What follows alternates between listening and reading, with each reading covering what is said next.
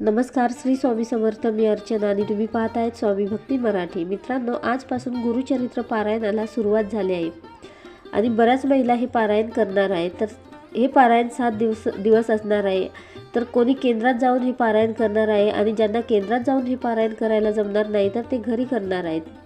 आणि ज्यांना केंद्रातही पारायण करायला जमणार नाही आणि घरात राहूनही पारायण करायला जमणार नाही तर त्यांनी काय करावे?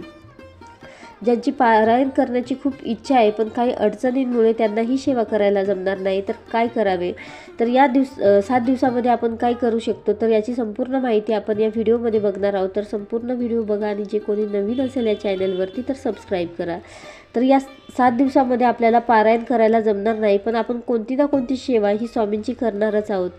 तर त्याचबरोबर आपल्याला ही पण एक सेवा करायची आहे. तर सप्तशती गुरुचरित्र सार, तर हे तुम्ही या 7 दिवसामध्ये पठण करू शकता. तर याचे एकूण 53 अध्याय असतात आणि हे अध्याय अगदी छोटे छोटे अध्याय आहे आणि त्यामुळे तुम्हाला जास्त वेळ वाचायलाही हे ग्रंथ लागणार नाही. तसेच जास्त नियम पण हे ग्रंथ वाचताना जास्त नियम आणि अटी पण नाही आहेत. अगदी मोजकेच नियम आहेत. तर त्यासाठी तुम्ही हा ग्रंथही वाचू शकता.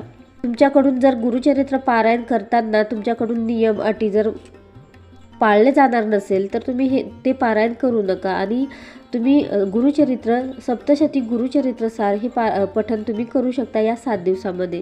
तर याचे अगदी छोटे छोटे अध्याय आहेत आणि त्याचबरोबर जास्त वेळही लागणार नाही हे वाचायला आणि नियम पण मोजकेच आहेत.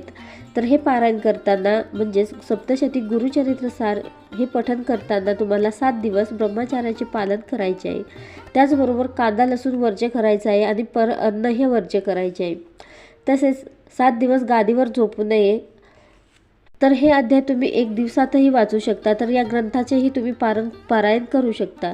तर अगदी सोप्या पद्धतीने, जास्त काही नियम पण नाहीत. तर हे ग्रंथ वाचताना त्याचबरोबर तुम्हाला मांसाहारही 7 दिवस वर्ज्य करायचे आहे. तसेच आजपासून रोज तुम्ही स्वामी चरित्र सारामृताचे 3 अध्यायही वाचू शकता.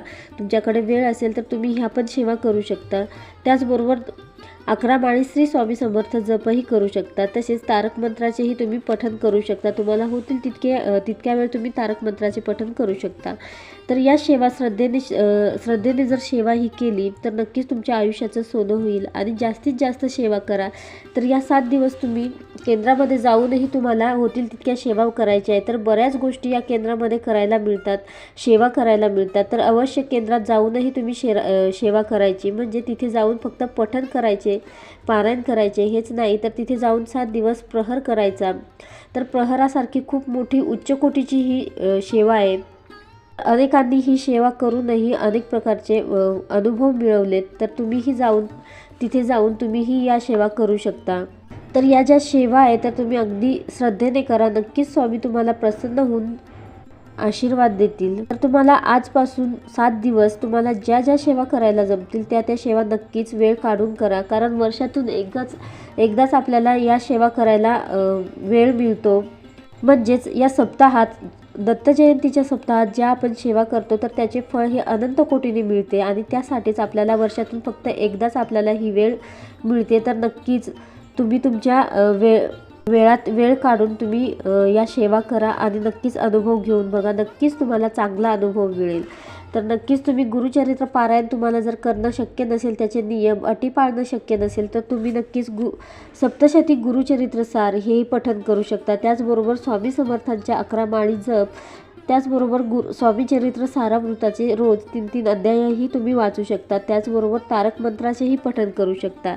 तर या सेवेबरोबरच तुम्हाला विष्णू सहस्रनामाचेही पठण करायचे आहे. तुम्हाला वेळ असेल तर तुम्ही हे पण पठण करा. खूप उच्च कोटीच्या या सर्व सेवा आहेत. तर नक्कीच या सेवा करून बघा आणि अनुभव घेऊन बघा. व्हिडिओ जर आवडला असेल तर लाईक करा, कमेंट करा, शेअर करा आणि सबस्क्राईब करा. श्री स्वामी समर्थ.